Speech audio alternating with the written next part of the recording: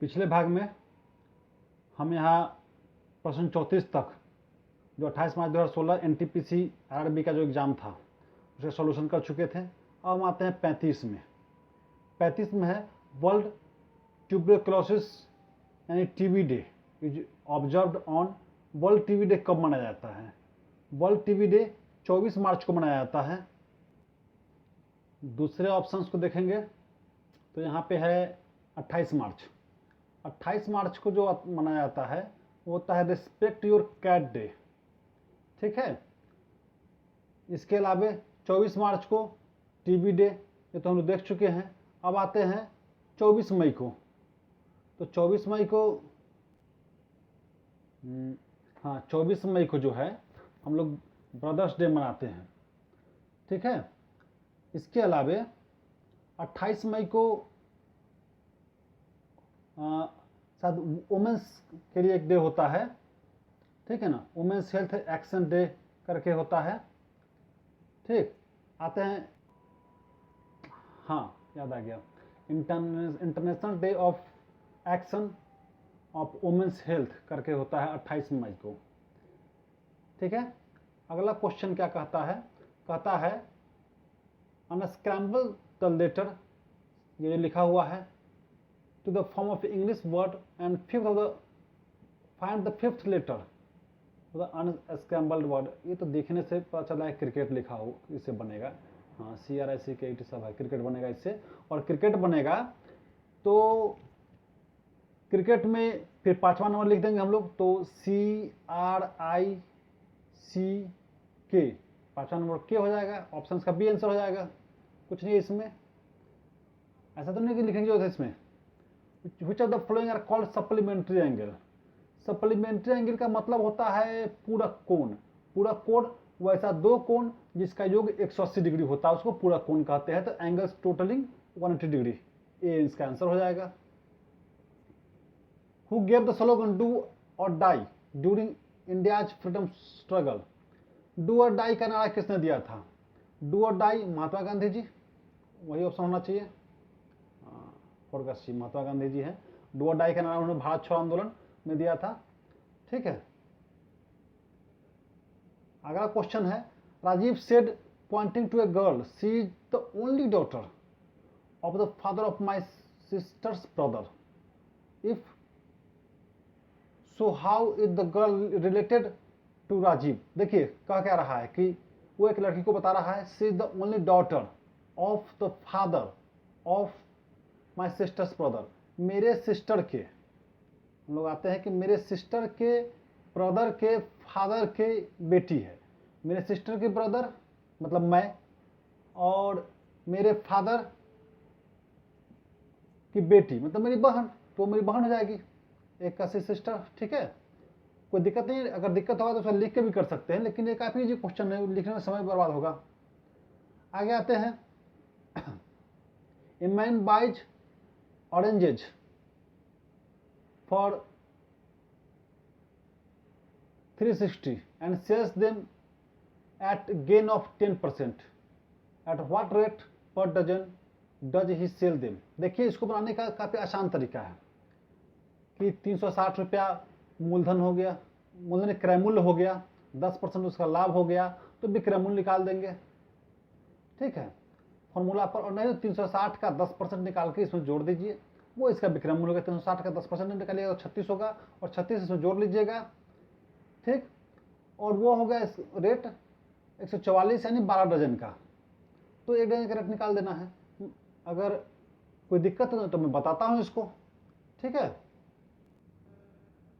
तो यहाँ पर जो है आप 360 का 10%, मतलब परसेंटेज का मतलब क्या होता है, बटा में 100, तो 100, ठीक है। 0 to 0 और 0 to 0 कैंसिल हो गया, कोई दिक्कत नहीं है इसमें। अब देखिए मतलब 36 आ गया इसका बेनिफिट। अच्छा है, मैं इसको यहाँ दिखा तो ज़्यादा अच्छा दिखेगा। इसका 36 बेनिफिट आ गया और 360 था, 360 में जोड़ देंगे इसको, कितना आ गया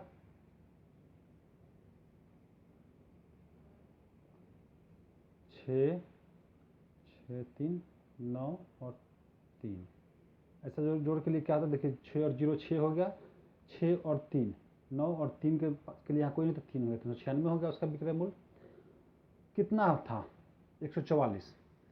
आप जो है अब एक का कीमत निकालने के लिए कि एक का विक्रय मूल्य निकालने के लिए क्या कीजिएगा, एक का विक्रय मूल्य जो हो जाएगा तो 396 भागा आप कर दीजिएगा 144, 144 कर देंगे तो अब इसको काट देंगे, 12 बढ़े 144 और 12 तिहाई 36, 3 6 12 तिहाई 36 33, फिर दोनों 3 से कटेगा, 3 चौक 12 और ये हो गया 11 तिहाई 33। मतलब देख रहे हैं हम लोग, तो चलिए इसको इरेज कर देते हैं फिर से, ठीक है। आप देख लिए ना 11/4, तो एक का जो वैल्यू है वो 11/4 आ गया, ठीक। और पूछा है दर्जन का, तो दर्जन का वैल्यू क्या होता है 12, हाँ 11/4 आ गया। एक का, तो एक का मतलब 12 का, 12 का वैल्यू 4 तिहाई 12, 11 तिहाई 33, ठीक है। तो यहाँ पर जो है इसका उत्तर हो जाएगा 33, कोई दिक्कत नहीं है इसमें। चलिए आगे बढ़ते हैं। Arrange the following word of alphabetical order and find the third word. Alphabetical डालेंगे तो डिक्शनरी जैसे डालते हैं ना, उस तरह से डिक्शनरी की तरह। तो पहले सभी में एस है, आई है, तो आई हो गया। अब हो गया देखिए एन है, एन है, एन है और एन है, तो पहले एम वाला आ जाएगा, ठीक, ये फर्स्ट हो गया। अब आ गया हम लोग को थर्ड वर्ड ढूंढना है। अब आ गया एम के बाद, अब इस सभी में एन है तो एन तक तो ठीक हो गया, एन के बाद देखना है कौन सा पहले आएगा। इसमें भी जी है, इसमें भी जी है और इसमें आई है, तो जी वाला पहले आएगा। अब जी में के बाद देखना है फिर इसमें ई और इसमें एल है, तो ई वाला पहले आएगा, ये दूसरा हो गया। तो ये तीसरा हो गया, माने सिंगल हो गया तीसरा, बी। ये बता रहा है ऐसा ही, अच्छा सिंगल, हाँ सिंगल, तो अभी बोलेंगे कि सिंगल हो गया, तो सिंगल हमारा जो है ए पे है, हम सिंगल पढ़ दिए थे, ठीक है ना। तो ए इसका आंसर हो गया।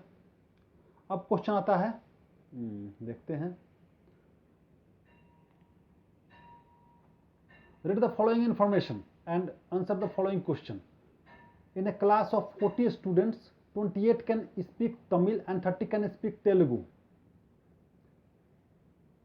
अच्छा, तो ऐसा क्वेश्चन जब भी होता है, मैंने बताया ना पहले भी आपको, मैंने बताया लाभ हानि वाले में कि फॉर्मूला के चक्कर में नहीं रहना है, आप सिर्फ कॉन्सेप्ट बनाए, जल्दी भी बनेगा, ठीक है, जल्दी भी बन जाएगा और किसी तरह कोई दिक्कत भी नहीं होगा। तो हम लोग फिर इसमें भी वही काम करते हैं कि जल्दी बनाने वाला काम करते हैं।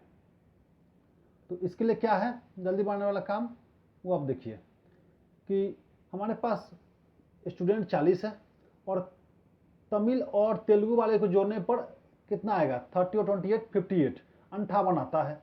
58 आ गया तो इसका मतलब है कि 40 से 58 अधिक, 18 अधिक है, तो 18 स्टूडेंट ऐसा है जो दोनों भाषा बोल सकता है, ठीक है। अब आते हैं हम लोग प्रश्न पे। Find the number of person who can speak only Telugu, जो सिर्फ तेलुगु बोल सकता है। तेलुगु बोलने वाला कितना हमारे पास था, 30 था।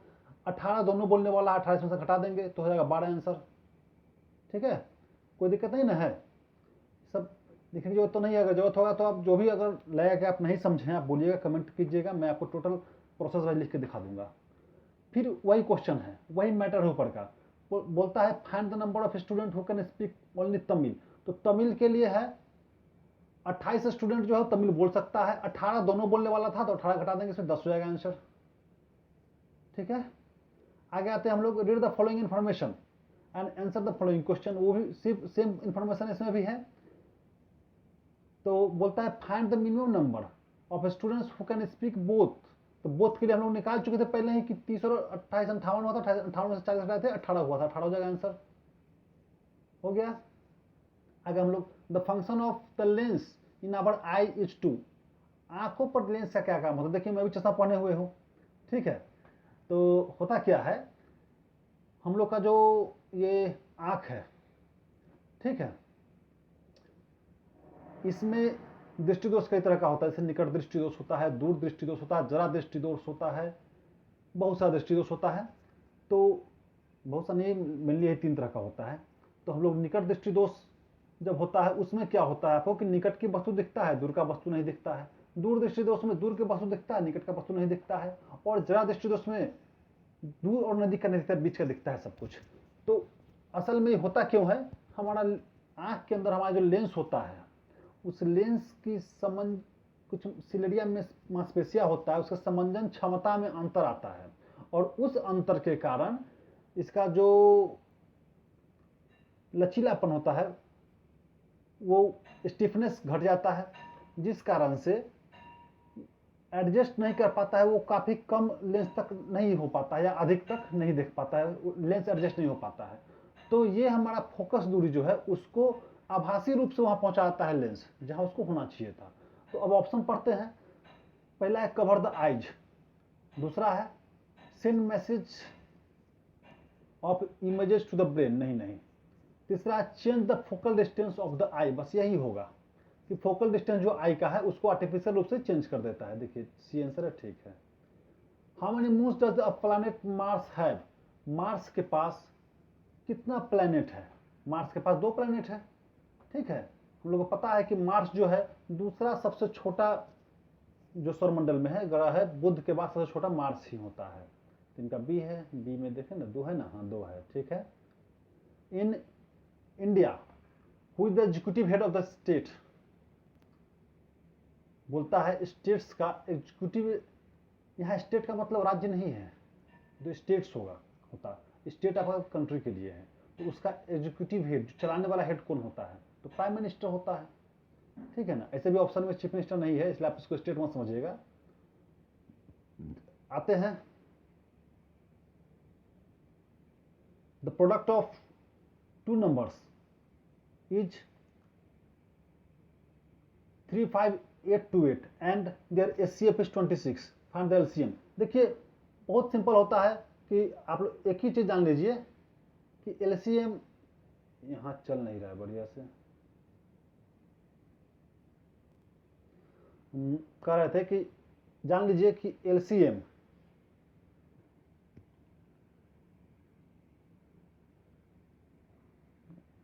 चलने में क्या दिक्कत है इसको, ऐसे तो खूब भागता है। एलसीएम और इनटू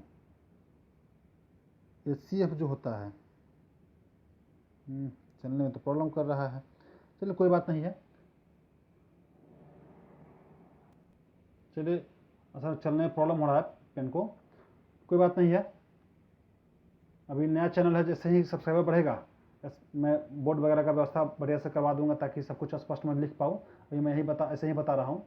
देखिए बोलता है the product of 2 numbers is 35828 and their HCF is 26। तो जान लीजिए कि एचसीएफ और एलसीएम का गुणनफल जो होता है, दोनों का गुणा करने पर 2 नंबर जिसका प्रोडक्ट है उसका गुणनफल आता है। मतलब कहता है कि 26, अगर एलसीएम को हम कुछ मान ले, x मान ले, तो 26 गुना x बराबर हमारा जो है ये पार्ट आ जाएगा, ठीक है। हमारा ये आ जाएगा 26 एलसीएम, और ये दोनों गुना करेंगे, अगर दोनों मल्टीप्लाई कर दे तो हमारा ये आ जाएगा।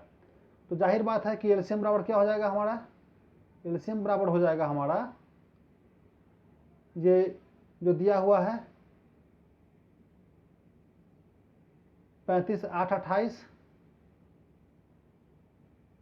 और डिवाइडेड बाय 26, ठीक है। बस इसको सॉल्व कर लेंगे, निकल जाएगा, कोई दिक्कत नहीं है। चलिए पूछो the capital of Cyprus, Cyprus का कैपिटल क्या है आपको पता है, निकोशिया है। निकोशिया अपने आप में एक अजूबा शहर है, वहाँ का जो राज्य है वो बटा हुआ है 2 भागों में, ठीक है। निकोसिया अभी भी डिवाइडेड है। तो ये जो निकोसिया है, इसको डिवाइडेड कैपिटल को बोलते हैं, ठीक है, साइप्रस का। चूँकि ये इसका आधा भाग साइप्रस का राजधानी है और आधा भाग जो है वो नॉर्दर्न साइप्रस का राजधानी है, ठीक है। दोनों अलग अलग पार्ट हो गया है। आगे आते हैं हम लोग।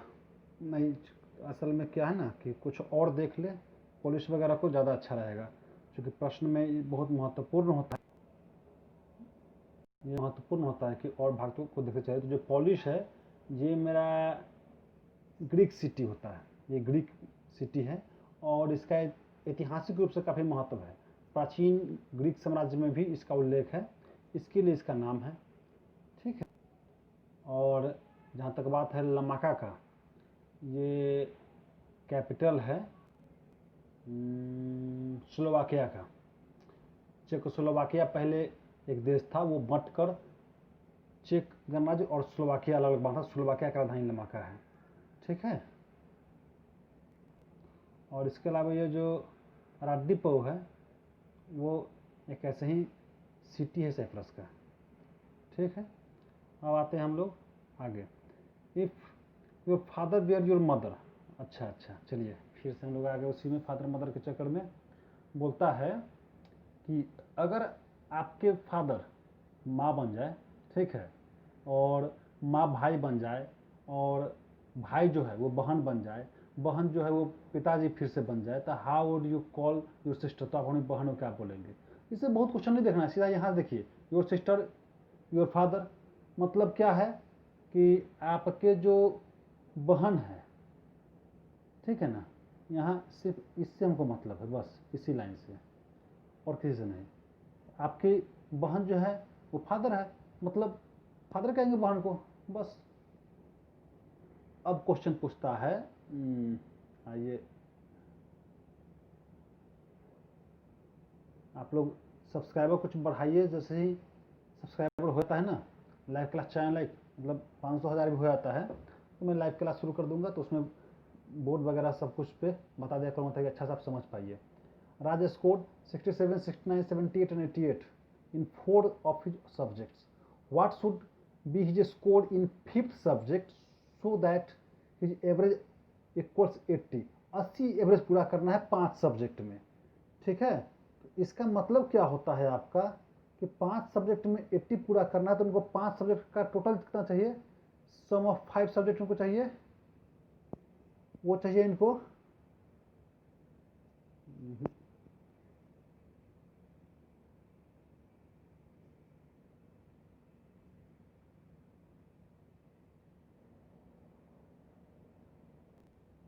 दिक्कत तो हो रहा है, लेकिन चलिए आप लोग कुछ कोऑपरेट कीजिए। जैसे ही चैनल में कुछ होता है मैं बोर्ड पे आ जाऊँगा। तो बोलता है कि 5 सब्जेक्ट में उसका एवरेज अच्छी चाहिए, मतलब 5 सब्जेक्ट का टोटल वैल्यू जो है वो उसको चाहिए 80 इंटू 5, मतलब 8 पचे 40, 400। अब 400 उसको टोटल होना चाहिए।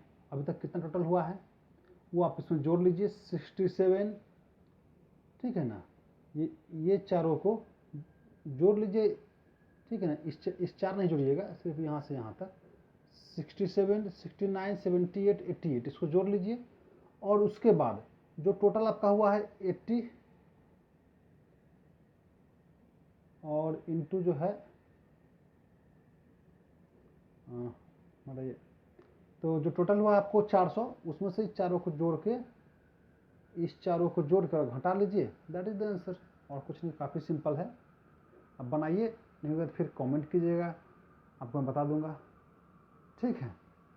अब आता है who is invented penicillin. Penicillin का आविष्कार खोज कौन किया था? आपको पता ही है, पेंसिलिन को जो है अलेक्जेंडर फ्लेमिंग खोजे थे, ठीक है ना।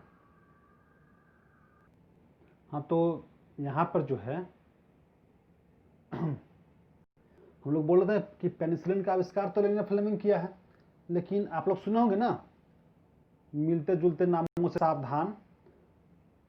तो ऊपर में अब हम लोग और नाम को भी देख लेते हैं, क्योंकि सभी महत्वपूर्ण नाम है। Ian Fleming. इयान फ्लेमिंग कौन है? इयान फ्लेमिंग जो है वो आपके कौन से हैं? Harry Potter. हैरी पॉटर का राइटर है वो। एक मिनट, हाँ, हैरी पॉटर सीरीज के ये इयान फ्लेमिंग राइटर है। ठीक है। अब आता है स्टीफन हॉकिंस। स्टीफन हॉकिंस जो हैं वो, उनके बारे में आपको पता होगा कि वो आजीवन, मतलब उनका शरीर जो है एक तरह से डेथ हो चुका था, डेथ, और सिर्फ ब्रेन उनका जिंदा था। और उसी के और वो इस तरह का कुछ सिस्टम बनाए थे जिससे उनका अपने शरीर के दिमाग के तरंगों से जो है वो बात करते थे, इन्वेंट करते थे। और वो प्रोफेसर थे, मरते मरते तक काफ़ी इन्वेंटमेंट वगैरह किए हैं, वो डेथ कर चुके हैं। Alexander Graham Bell. Graham Bell का नाम आपको पता होगा, ग्राहम बेल फोन का आविष्कार किया था सबसे पहले। ठीक है ना। आता है अरुणा आसिफ अली।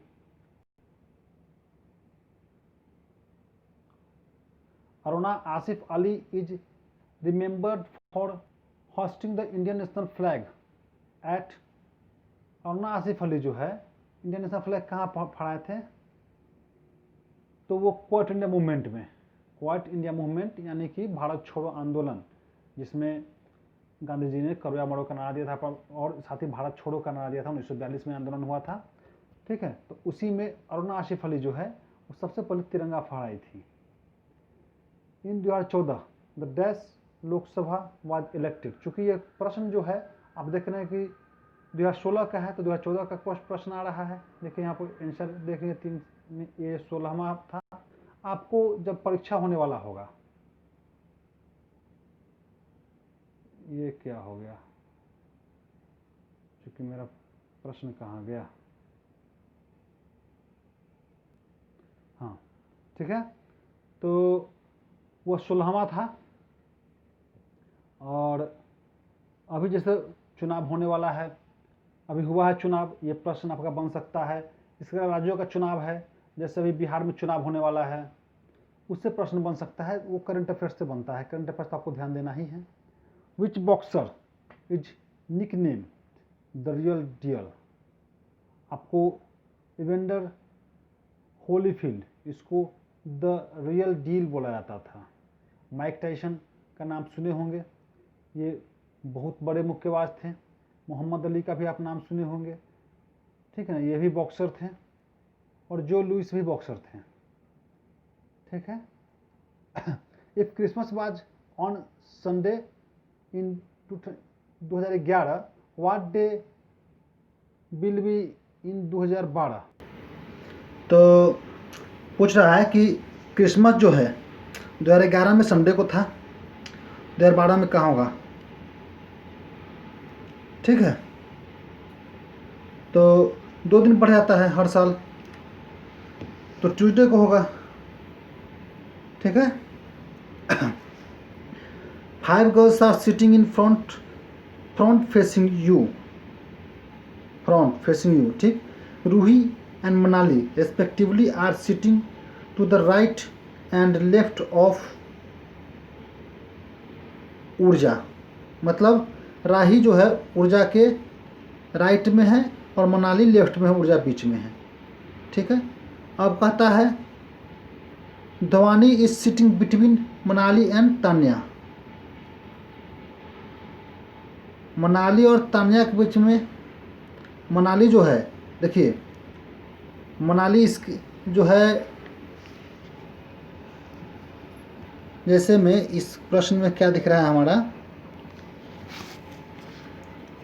अरे वो बैटरी भी लो हो गया। चलिए कोई बात नहीं, जब तक बनेगा आज का वीडियो बनाएंगे, फिर आगे कल कर देंगे। ठीक है। यहाँ देखिए क्या दिख रहा है कि ये रहा रूही, और उसके बाद ऊर्जा हो जाएगी, तब हो जाएगी मनाली, चूँकि उसके बगल में है। अब बोलता है कि धानवी जो मनाली और तान्या के बीच में है, तो यहाँ पर हो जाएगा धानवी और यहाँ हो जाएगी तान्या। अब प्रश्न क्या पूछ रहा है, सो देखना है कि how many girls are there between Dhanvi and Ruhi. Dhanvi ये हो गई, रूही ये हो गई, 2 है, बीच में 2 गर्ल है, बी हो गया आंसर। ठीक है, वही क्वेश्चन है, हु इज सिटिंग मिडिल, बीच में कौन बैठी हुई है। इसके अलावा who is sitting the right of Tanya, ये सभी आप कर लीजिएगा और आप कमेंट कीजिएगा इसका जवाब, चूँकि आप पहले ही वो आपको सीरीज जो बन गया उस सीरीज से जवाब मिल जाएगा। The Rowlatt act was passed in which year, Rowlatt act कब पास हुआ था। रॉलेट एक्ट जो है वो 1919 में पास हुआ था। रॉलेट एक्ट को, तो ये जो रॉलेट एक्ट था वो 1919 में आया था। ठीक है, और इसमें बिना सुनवाई के कुछ लोगों को जेल में बंद करने का अधिकार दिया गया था। ठीक, ब्लंट शार्प, तो शॉ रीप। ठीक है, which among the below choices, अब देखें जी, हाँ, can cause A tsunami.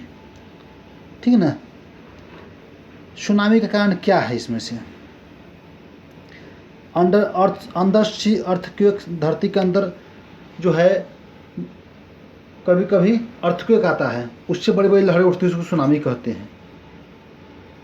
Typhoon, वोल्कानिक earthquake, वोल्कानिक earthquake से धरती पर अर्थक्वेक होने से उसको फर्क नहीं पड़ेगा। ड्रॉट, यही होगा अंडर सी अर्थक्वेक। ठीक है, इसमें है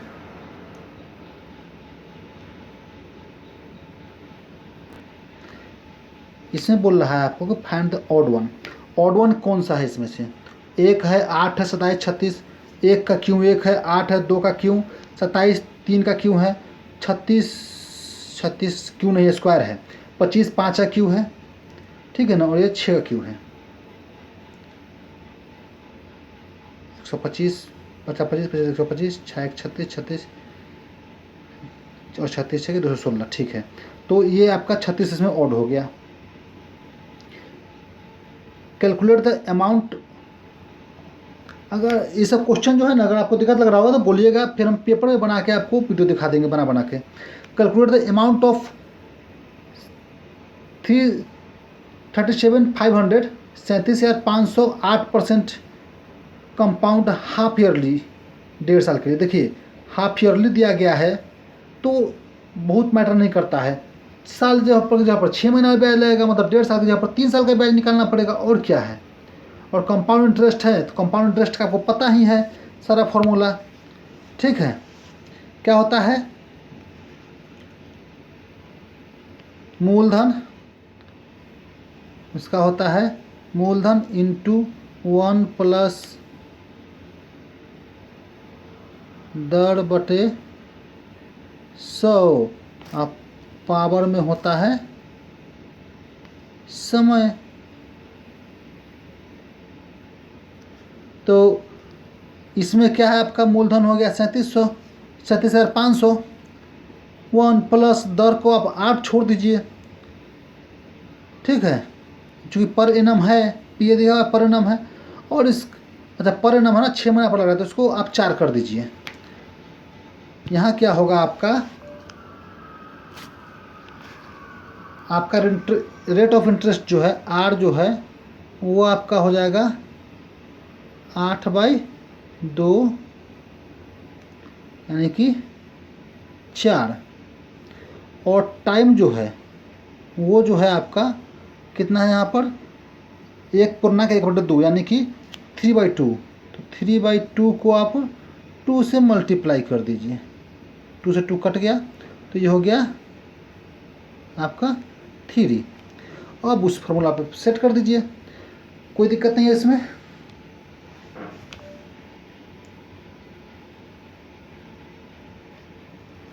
बैटरी लो है तो कोई बात नहीं है, अभी चलेगा, जब बंद होने वाला होगा तो बंद कर देंगे। How many prime numbers are between 15 and 100, 50 और 100 के बीच प्राइम नंबर कितना है। देख लेना है आपको सिंपली कौन कौन सा 50-100 के बीच में है जो खुद और एक के अलावा किसी से कटता नहीं हो। ठीक,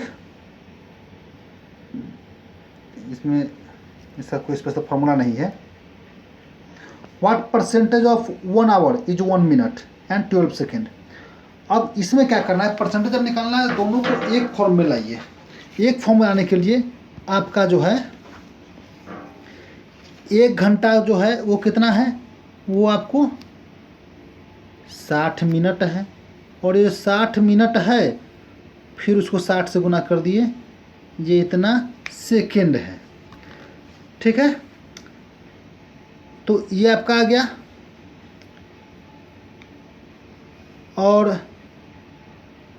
ये नीचे आएगा। ठीक, और ऊपर में क्या आ जाएगा आपका, ये 1 मिनट 12 सेकेंड, माने कि 60 और 12 62 और गुने 100, यही होता है फॉर्मूला। तो 0 to 0 और 0 to 0 कैंसिल हो गया।